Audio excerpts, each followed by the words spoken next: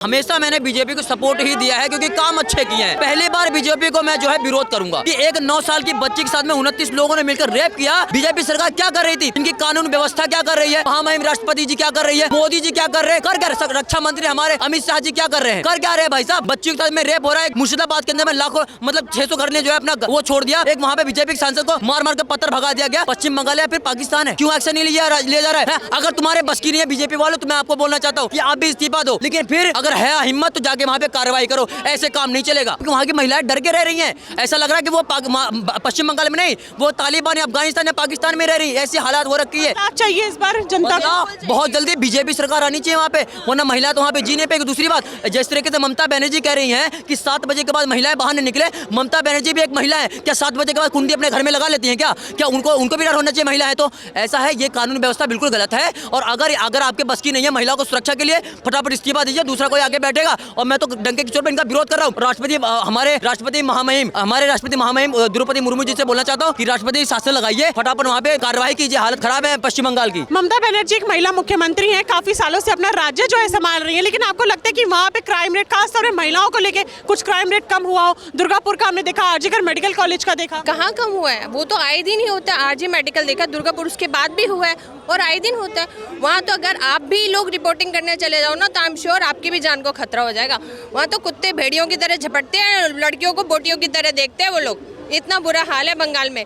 कहाँ है कानून व्यवस्था? अगर अच्छी कहीं चल रही है तो बिल्कुल वो उत्तर प्रदेश में चल रही है। जो योगी आदित्यनाथ जी कर रहे हैं ना, मैं कहती हूँ दिल से, बीइंग अ फीमेल हम उनके आभारी हैं जिस तरह से उन्होंने कानून व्यवस्था संभाल रखी है। सही कहते हैं, खुलेआम कहते हैं, छेड़ो तुम लड़की, देखो अगले चौराहे पे तुम्हें यमराज ना मिले।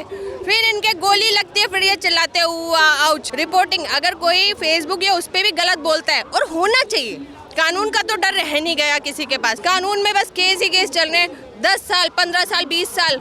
सॉरी टू से, बट जिस तरह से जज की स्टेटमेंट आ रही है वो भी बिल्कुल अनएक्सेप्टेबल। मतलब वो लोग नहीं सोचते कि बच्चियों के बारे में, फीमेल्स के बारे में किस तरह की वो लोग स्टेटमेंट दे रहे हैं। ये स्टेटमेंट खुले हम ऐसी चीप स्टेटमेंट देनी चाहिए? हम लोगों को कहें जो पढ़े लिखे नहीं है, उनका समझ में आता है। You are so well educated and still you are giving such a stupid statements. This is something which is not acceptable. Paschim Bangal में अभी हमने हाल ही में एक वीडियो देखी है कि जो हमारी माता दुर्गा, उनकी मूर्ति खंडित कर दी गई थी। अरेस्ट करने की बजाय पुलिस जो है मूर्ति को लेकर चली गई। वो पश्चिम बंगाल ना ममता बनर्जी अपने डैडी की समझ रही हैं और वहाँ पे जो सोच रहे हैं, जो कानून लागू करेंगे, जो पुलिस वालों करेंगे वही कर देगा। पश्चिम बंगाल के अंदर में जितनी क्राइम है ना, वो शायद पूरे देश में कहीं नहीं होगा, शायद कर्नाटक में भी नहीं होगा वो, और उत्तर प्रदेश तो बिहार में तो है ही नहीं। मैं आपको बता रहा हूँ, ममता बनर्जी ने जब से वो मुख्यमंत्री बनी है तब से सोच रही है कि पूरा बंगाल उनके पापा का है, पूरा रजिस्टर करवा रखा है। जब चाहेगी वो कहेगी भैया रामनवमी नहीं निकलेगी, फिर कहेगी गणेश चतुर्थी नहीं होगी, फिर कहेगी दुर्गा पूजा नहीं होगा। माता रानी के मतलब उसको मूर्ति को तुमने जो है वो कर लिया, अरेस्ट कर लिया, तुम कर पाओगी? तुम्हारी औकात है माता रानी को कैद करने की है? हर बार कोई भी धार्मिक मामला आएगा तो ये नहीं करना है। क्यों भाई इस देश के अंदर में बाकी लोग नहीं रहते हैं? ये देश में वैसे भी लोग कहते हैं सेकुलर है, पंथ निरपेक्ष है, सब लोग लिबरल है। क्या मतलब है इस चीज़ का है? और बता रहा हूँ मैं आपको, पश्चिम बंगाल के अंदर में जितने घुसपैठी हैं उन सब की वजह से ममता बनर्जी है।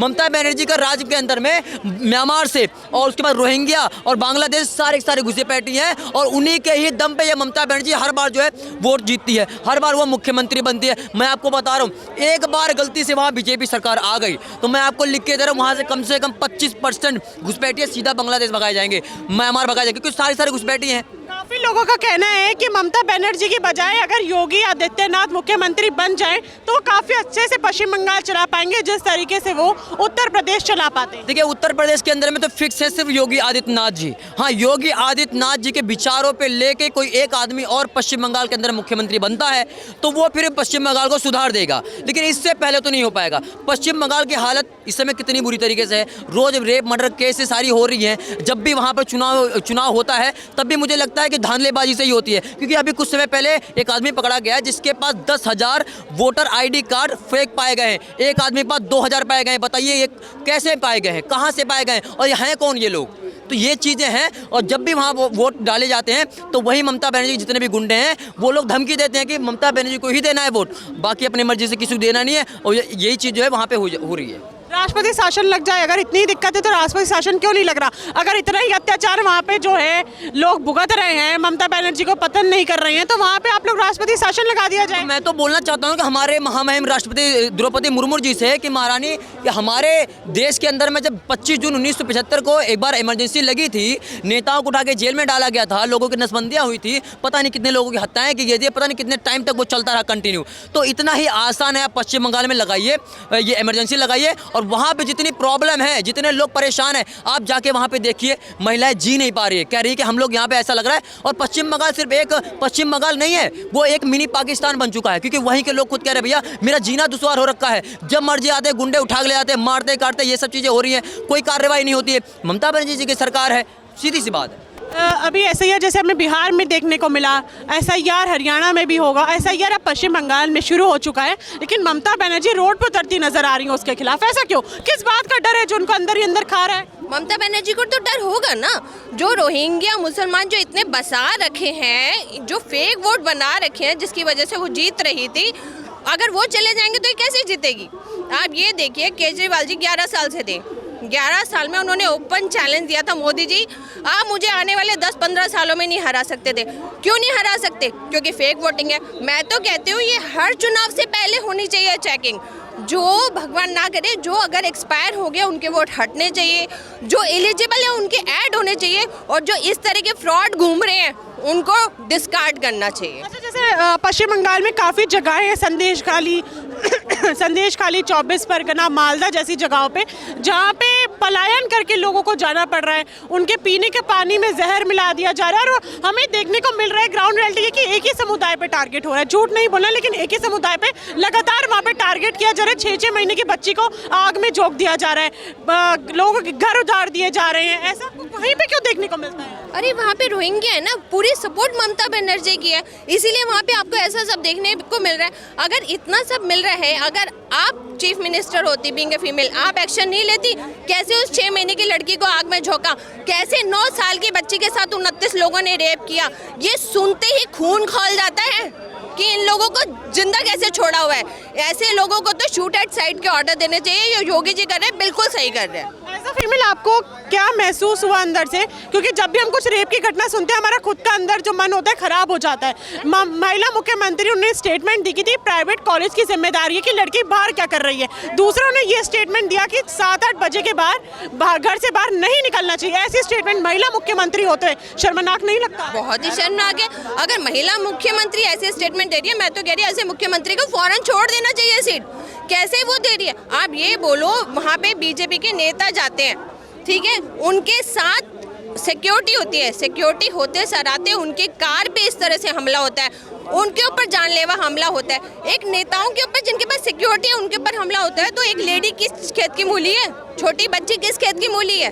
वहाँ पे तो बच्चियों को बचाना ही बहुत मुश्किल है। और मैं तो कहती हूँ ऐसे मामलों में जहाँ पर रेप हो, छेड़छाड़ हो, इस तरह के हो, इमीडिएटली एक्शन होना चाहिए। कानून का डर तभी बैठता है जब वो इस तरह से होता है, ठीक है।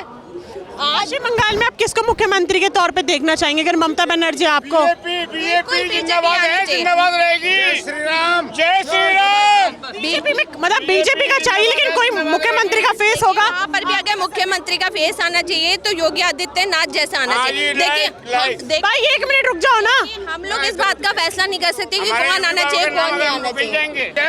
कौन से मुख्यमंत्री आपको बढ़िया? देखिए, मुख्यमंत्री का डिसीजन ऊपर के टॉप अथॉरिटीज ही ले सकती हैं, वो हम लोग नहीं बता सकते कि कौन से। ये वैसे तो शुभेंदु अधिकारी जी ही हैं वहाँ पे जो आराम से चल रहे हैं, जो हर जगह जाके पहुँचते हैं। ऐसी जगह में ऐसे ही बीजेपी का मुख्यमंत्री आना चाहिए। आप देखिए दिल्ली में 6-7 महीने हुए, 8 महीने हुए दिल्ली के बीजेपी का मुख्यमंत्री आए हुए। यमुना जी का पानी जो इतना गंदा था, जो कभी साफ नहीं हुआ 11 साल में, वो साफ हो गया, ठीक है। आप ये देखिए कितना बदलाव आना शुरू हो गया दिल्ली में। ऐसे ही बंगाल में होना चाहिए। हाँ जी, देखिए SIR होना चाहिए। SIR में दिक्कत क्या है? आखिर ममता बनर्जी को दिक्कत नहीं होना चाहिए। दिक्कत तो वो फिर साफ साफ बताना चाहिए। ये राजनीति फिर क्यों कर रही है ममता बनर्जी? साफ साफ बताने की ये दिक्कत है। SIR बिहार में हुई ना, आराम से हुई। SIR यूपी हर जगह, हर स्टेट में, वो सरकारी सिस्टम है। चुनाव आयोग स्वतंत्र है ना, बोलती है सब बिका हुआ है, क्या स्वतंत्र है? सारी एजेंसियां मोदी जी के राज में बिकी पड़ी हैं। अच्छा, ये 2014 में बिक गया। ये कोई मतलब थोड़ी है कि आप 70 साल शासन किए जब कुछ नहीं बिका था, अब आप बिक गया। बाहरवा आप करें तो लीला, कोई और करे तो ढीला। ये ऐसा बात थोड़ी ना होगा। ऐसा यार जो कानूनी सिस्टम है वो चुनाव आयोग स्वतंत्र है, उसमें पॉलिटिकल इंटरफेयर नहीं होता है। जहाँ तक हमारी जनरल नॉलेज की बात है, चुनाव आयोग स्वतंत्र भारत की। SIR करवाया वो तो करवाने का स्वतंत्र है। फिर ममता बनर्जी को साफ साफ बोलना चाहिए कि हम क्यों विरोध कर रहे हैं। राजनीति नहीं करना चाहिए, जनता को गुमराह नहीं करना, गरीब जनता गुमराह होगा। ममता बनर्जी अपना राज्य से नहीं चला पा रही क्या?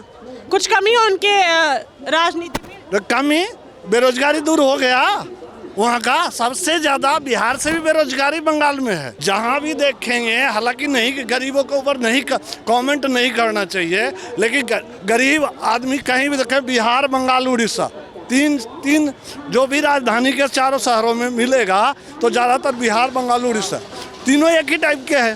तीनों स्टेट को एक ही टाइप, बेरोजगारी दूर हो गई। और शुरू से वहाँ पे वामपंथी सरकार रही है। कहने का वामपंथी बोले तो पूरे भारत में ही देखने को मिलती है। अलग से ओडिशा, पश्चिम बंगाल, बिहार में कहाँ है?